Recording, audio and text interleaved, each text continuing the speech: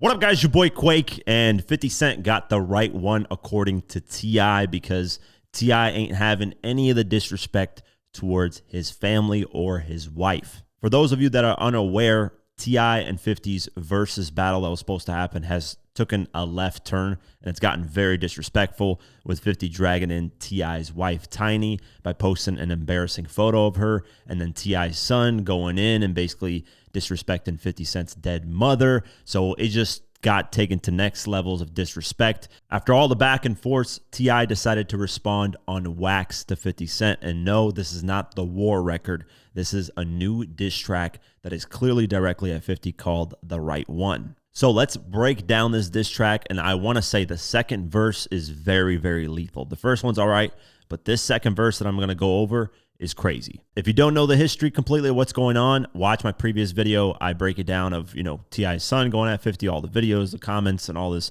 disrespect back and forth. 50 saw one of my posts that I made talking about 50 wanting T.I. to leave him alone back in 2021. And 50 commented under that and said, he's just trying to sell some records for his album because T.I. is an album gearing up. So, of course, this is the perfect time to go at somebody and create controversy to get everybody to talk about his album. So that's what 50 said on our post. And I kind of agree to a certain extent. This is perfect timing with all the stuff he has going on with his album coming out and it being his final album. But this diss track sounds like classic T.I., and T.I. has been sounding really good with the music right now. I mean, it's not like he ever fell off, but people have just been stopped paying attention to his music like they used to, and it seems like a lot more people are paying attention, maybe because of the 50 Cent battle, or just people have missed him musically for a while. So let's go over this diss track. It starts out with the intro saying, "Cook up Lil Cab," which is the producer, and he says, this the guy y'all scared of, man. Man, fuck this Lego head ass guy, man. Ain't nobody scared of this fuck guy, man." So I'm replacing that word with the guy. But the chorus starts out with, "Okay, they finally got the right one. Roll something light one. That's all right. We'll have him before the night come. I don't like guns. I'll walk up on him, knife something. Think he Tyson? Guy, you ain't tough as my son." So this is where he's responding to 50, acting tough towards his kid, which he wasn't. 50 hasn't said anything really disrespectful. He did tell T.I.'s son, "Stay out of grown folks' business." He did say that, but he hasn't said anything really disrespectful to his kid. Then the hook continues and says, "Ain't no fear here. Bitch, I'm king and you a duck. You got no peer here.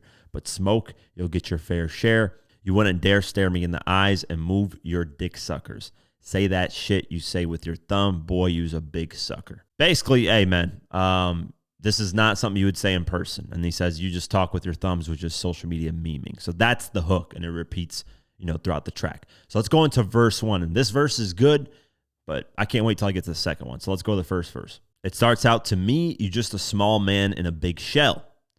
Bitch made ass guy need pigtails.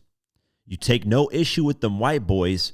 It's only our people that you find to be an eyesore, huh?" Now, I want to address this because this part of, some people think that 50 just attacks black people when that's not the reason. That's not, there's proof that he's gone against a bunch of white people. Randall Emmett, that's one of his producers that he used to work with, movie producers, completely destroyed his whole Hollywood career.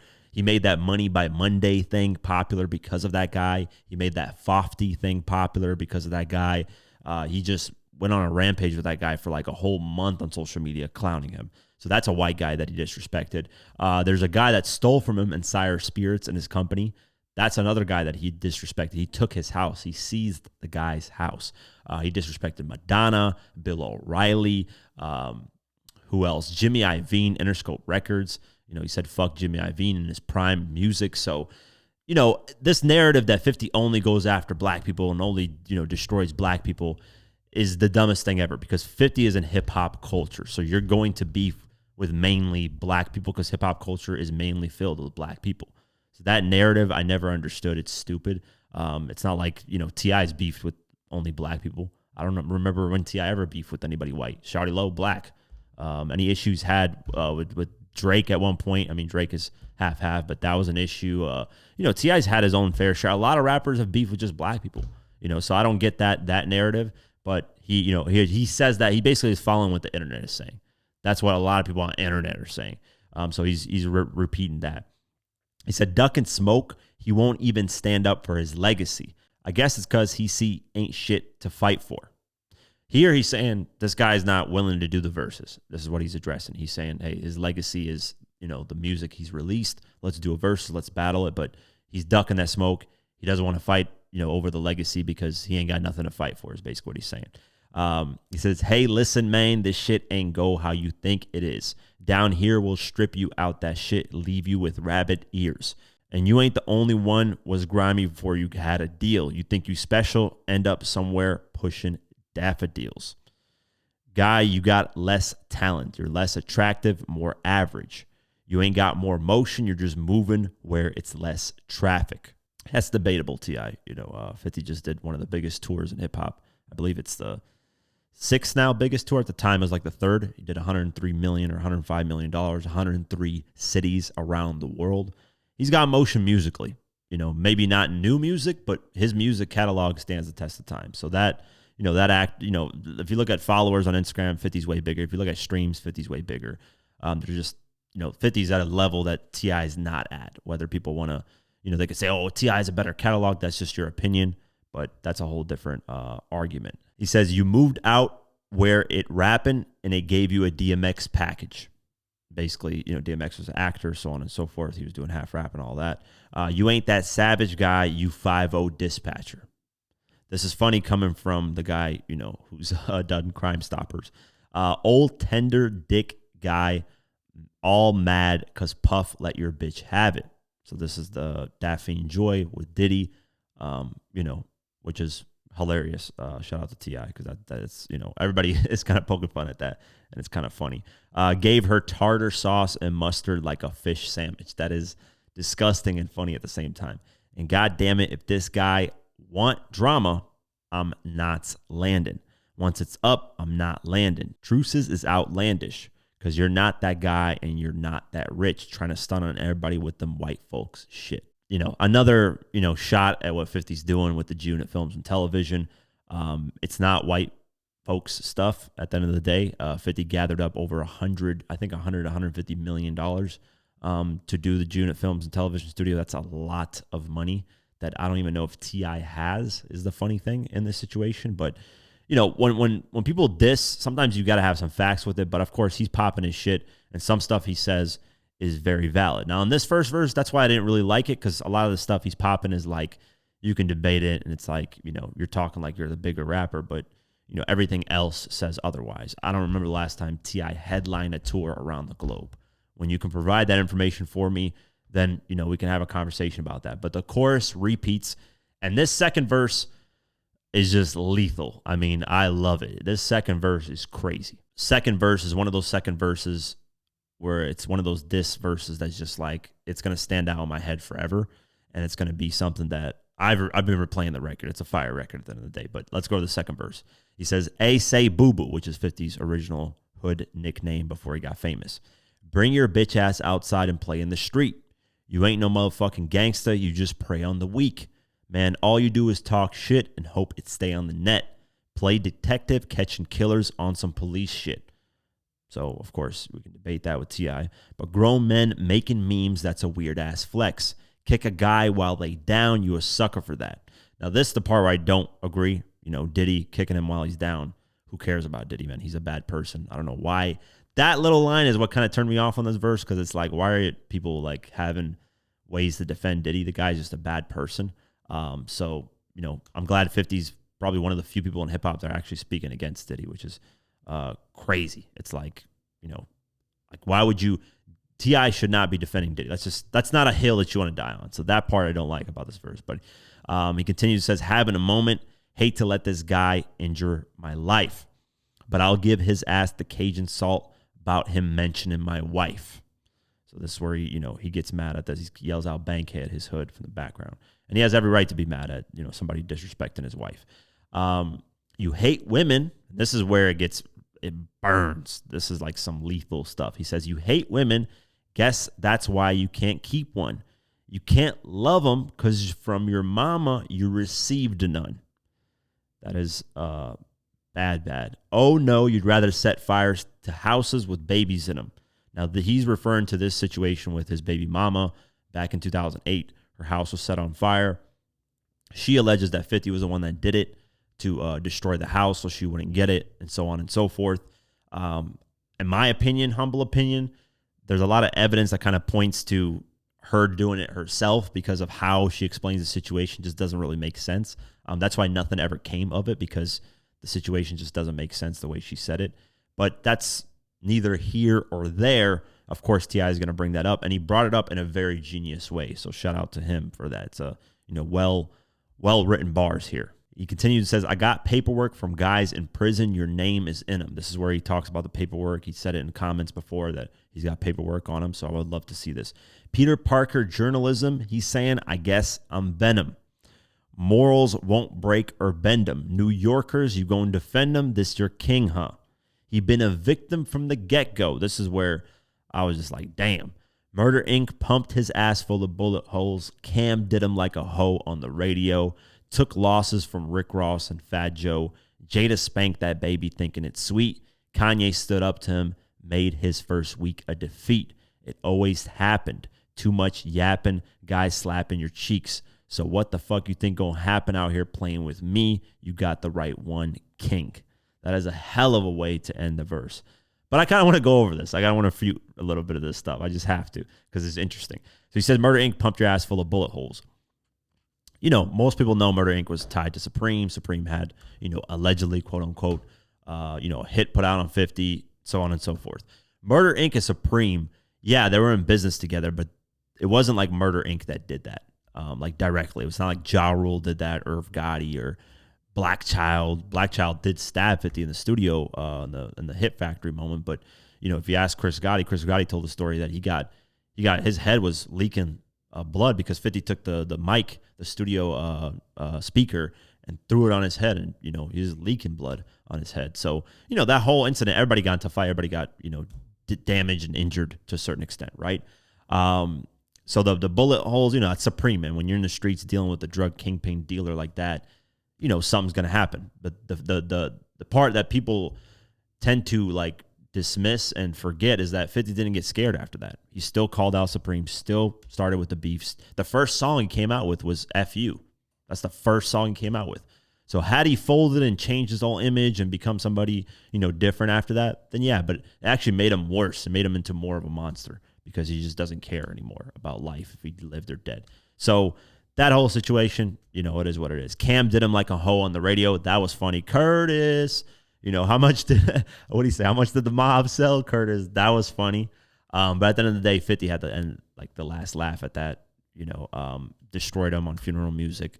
Cameron was having, Dipset issues.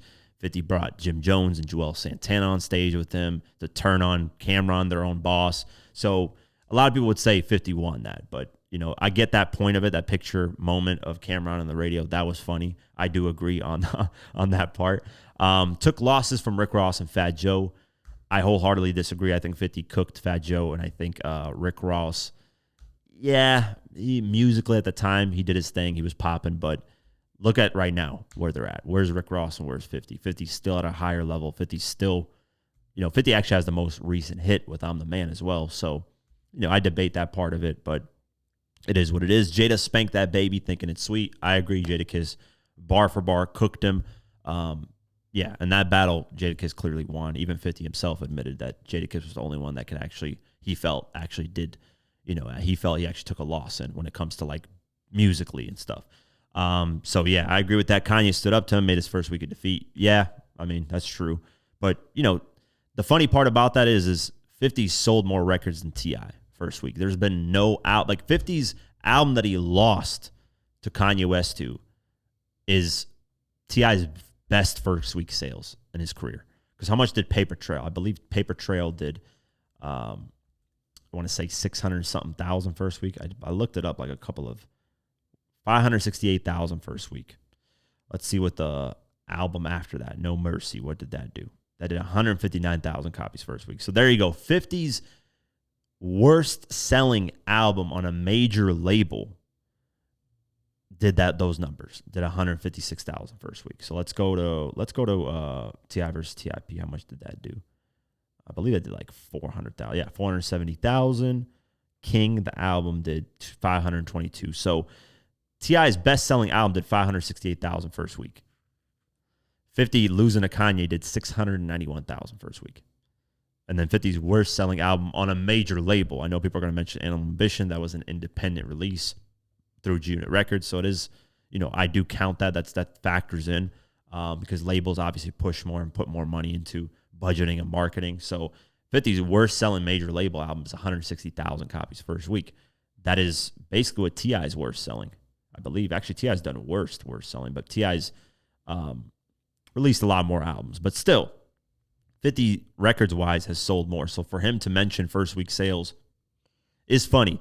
But the reason why I give this verse praise is the way it's executed. I mean, when you listen to it on the track, it's so fire. He does a great job of rhyming, of execution, of delivery, of flow, all that. The beat is great. There's nothing more I can say other than I really, really like this diss track. I think 50 won't go on wax at the end of the day and respond. He's not going to. It just doesn't make sense for 50 to do that right now in his career. T.I. still has a final album he's releasing called Kill the King. So this is a perfect time for him to basically put the focus all on music because that's where his focus is right now. He dropped the first single, Let Him Know. Now he's probably dropping the second single, War, off the album. I don't think this is going to be on the album, the right one. This is just a diss track. It's just a side record that he's releasing because of all the 50 Cent stuff. But at the end of the day, T.I. is focused on the music career. And when you look at it really like from a wide lens here, what is T.I. doing outside of music? Like, can somebody answer me that? There's really nothing. He tried the comedy stuff. It didn't work out. He's pitching a bunch of TV shows that 50 was helping him to a certain extent. And that isn't working out. So 50 doesn't need music like these guys need music when it comes to Fabulous, when it comes to T.I., when it comes to Mano, Jim Jones, and everybody else that's dissing him on wax on records. These guys need the attention to be on music more because that's where they need it at. I'm not saying that T.I. is broke or that he's struggling, but he's focused back on the music because probably all the other stuff he's trying to do isn't really working like that. So 50 doesn't need the music. He's kind of over it, to be honest with you. He doesn't really care anymore because he's doing G-Unit films and television. It's successful. He's building $300, $400, $500 million studios. Like, that's, that music stuff is behind the scenes. Is not the behind the scenes, but it's behind him. With all that being said, I love the diss track. I'm glad we're getting something on wax. I wish 50 were to respond on wax. I always want that as a hip-hop fan, but I also live in reality and know that 50's moved on from that. And, 50's right. He's probably just looking for record sales, trying to boost his numbers up, and everybody's talking about T.I. a lot more now, which, hey, it's warranted because the music is great. T.I. is sounding amazing. I can't wait for this album. I'm a huge T.I. fan. I even said I think T.I. has the best 3-album back-to-back run. When I mean back-to-back is every year dropping. So in 2006, he dropped King. In 2007, he dropped T.I. versus T.I.P. And in 2008, he dropped Paper Trail. And that was back-to-back years.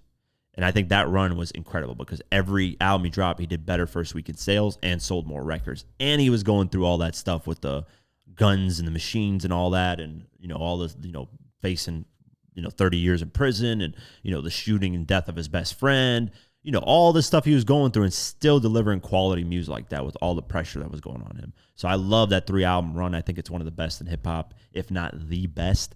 Because who else was dropping albums every single year and dropping that quality of content every single year and topping themselves in sales and commercial success and all that every single year while going through all the bullshit that he was going through in the public and in private every single year. So I give him a lot of props for that. I'm a huge T.I. fan. I love T.I. versus T.I.P. That's my favorite album from him. But yeah, man, I wish these two would do a versus. It would be amazing. I wish a lot of these things. But at the end of the day, if 50 said in 2021, leave me alone respectfully, and T.I. just keeps coming at him about this, then what is 50 supposed to do? He's just going to keep, he's going to go further low and disrespect you because it clearly is not going through your head that, hey, he's not interested in doing a versus. With that being said, let me know what you guys think. Are you guys a fan of this diss track? Is it hot? Is it whack? Like I said, I'm a fan of this track overall. The second verse is my favorite. Production's crazy. T.I. sounds like he hasn't missed a single step, and I can't wait for the upcoming album. But, what do you guys expect from 50? Is he going to hop in the booth? I want to hold your breath. Let me know.